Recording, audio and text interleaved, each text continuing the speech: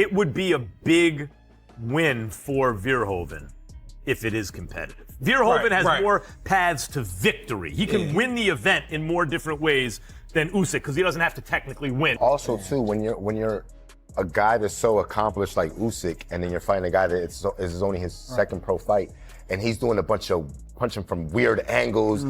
It can be a little embarrassing because it's not the same. It's not the basic boxing style. Yeah, so you probably get hit with weird shots that are coming from all crazy angles, him stepping off. So it could probably present complications for Usyk. It's like the Ricardo Mayorga. Yeah. It's going to be Verhoeven's second professional boxing match. But guys, Verhoeven is 6'5", 270.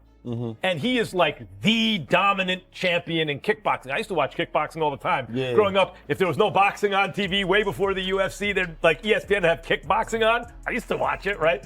Chris, you have fought. Now look, it is not boxing, it's kickboxing. And I always wonder, at least when I was a kid, they used to have rules in kickboxing where if you didn't throw, I want to say 5 kicks around, they deduct a point.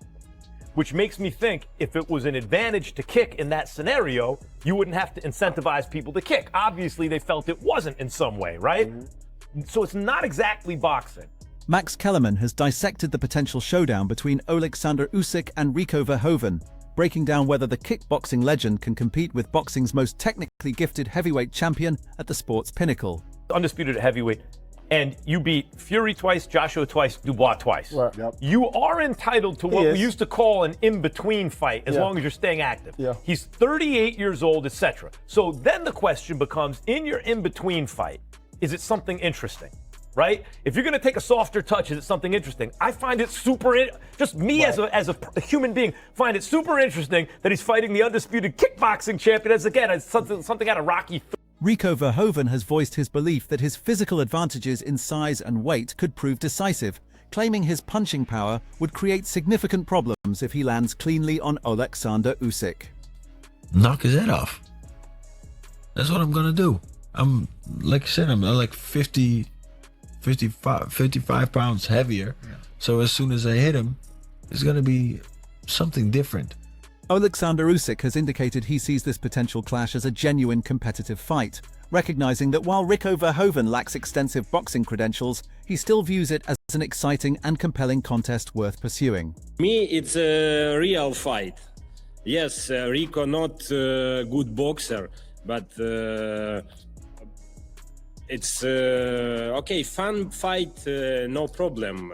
Tony Bellew described a potential Rico Verhoeven victory over Oleksandr Usyk as a monumental shock, emphasizing Usyk's proven dominance against elite heavyweights including Tyson Fury and Daniel Dubois. Bellew stressed that Verhoeven's sparse boxing background creates an enormous challenge against an unbeaten champion performing at his absolute best.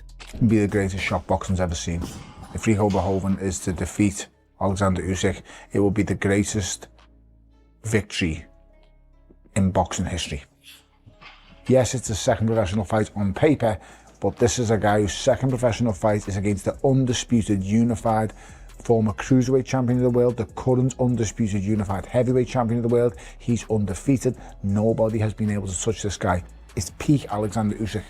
He's just defeated a man who's 20 stone and 6'9" in Tyson Fury twice. He's just defeated a record machine in Daniel Dubois who was on the run of his life. This isn't a guy who's washed up having a comeback fight against somebody. This is a guy in his peak and in his prime. Put that into perspective. If Rico Verhoeven is to do this, it's off the Richter scale. This is bigger than Buster Douglas knocking out Mike Tyson. That's how big this is. This would be the greatest shock in boxing history.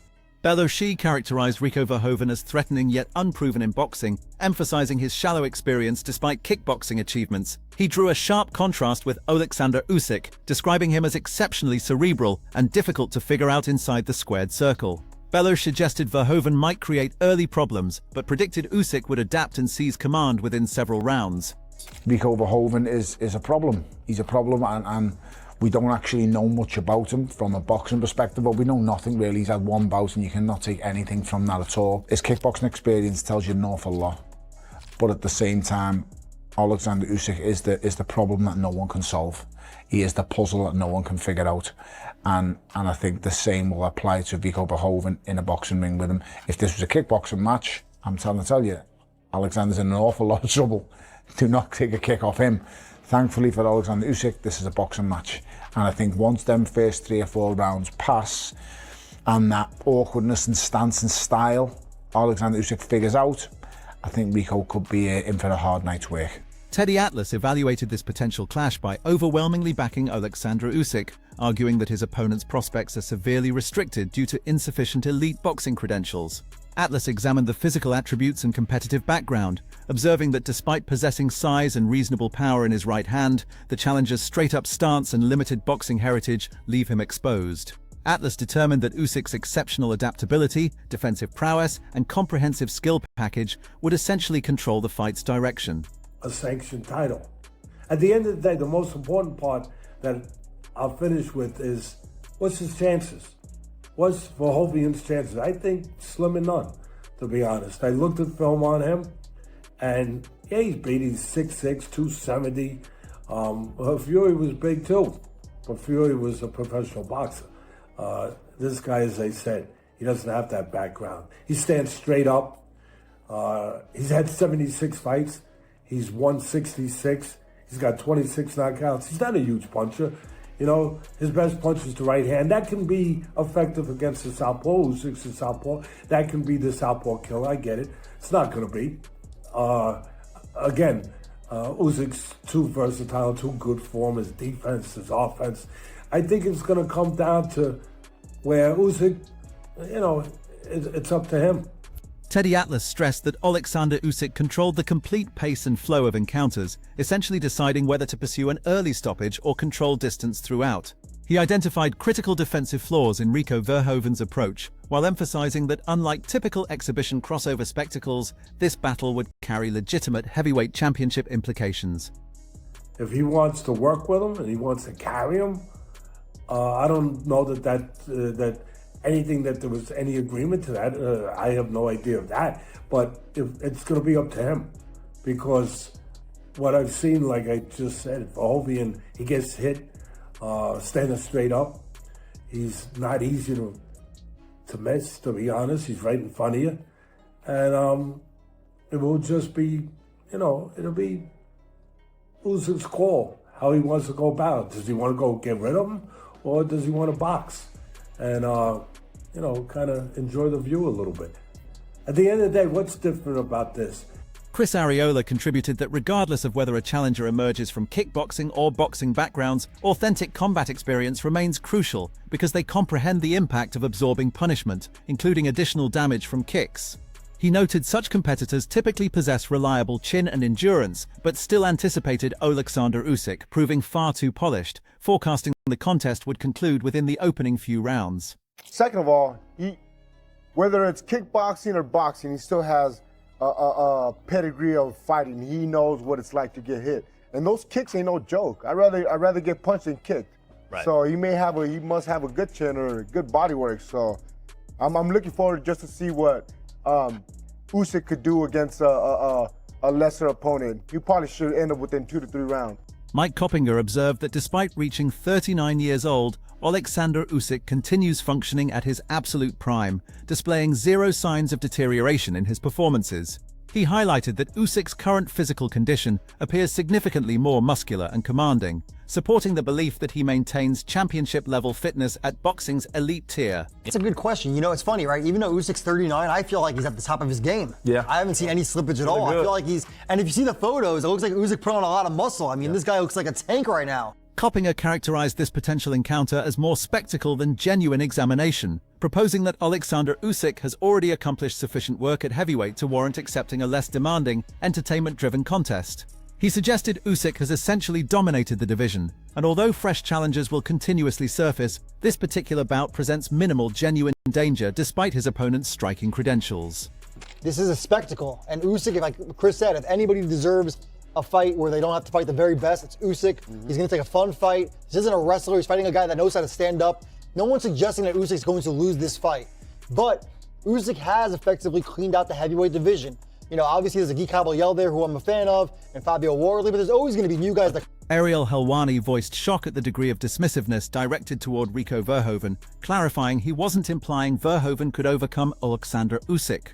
He stressed that Usyk commands recognition as arguably boxing's premier pound-for-pound talent, the heavyweight division's current king, an Olympic gold medalist, and unified champion across 2 weight classes with an incomparable record, arguing it's inappropriate to discuss him with casual disregard. Because I've been blown away by the disrespect that has been shown to Rico Verhoeven. Am I sitting here and saying he's going to beat Oleksandr Usyk? No, of course I'm not saying that. Oleksandr Usyk is arguably the best fighter pound for pound in the world, certainly the best heavyweight of this generation. He's one of the greatest all-time fighters. He's an Olympic medalist. He's a 2-division champion. His resume is unmatched. But they're talking about him like he's a total scrub.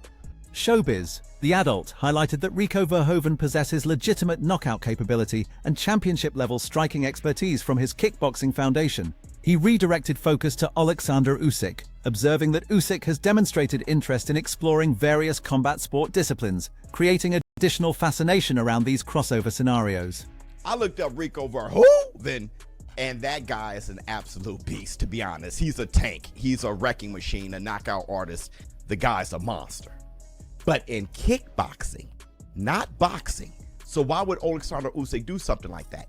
Well, if you know Oleksandr Usyk the way I do, the guy is just one of those warriors. He always admired martial arts and mixed martial arts, dressing up like a samurai, like that. Look at his training. His training is strange. And he said many times, him fighting an MMA guy or a karate guy or a kickboxer, that was something that he always desired. Hell, he called out Alex Pereira at one point. Shane McGuigan explained there exist distinct tiers within combat sports, clarifying that a kickboxer like Rico Verhoeven would face natural disadvantages against a dedicated boxing specialist. He emphasized that when confronting a masterful boxer such as Oleksandr Usyk, Verhoeven would possess minimal opportunity for success under boxing regulations. I feel like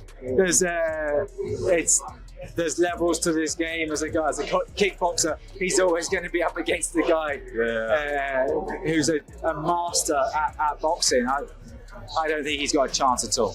Luke Thomas noted that mixed martial arts fans appeared more welcoming toward this crossover battle compared to numerous boxing traditionalists.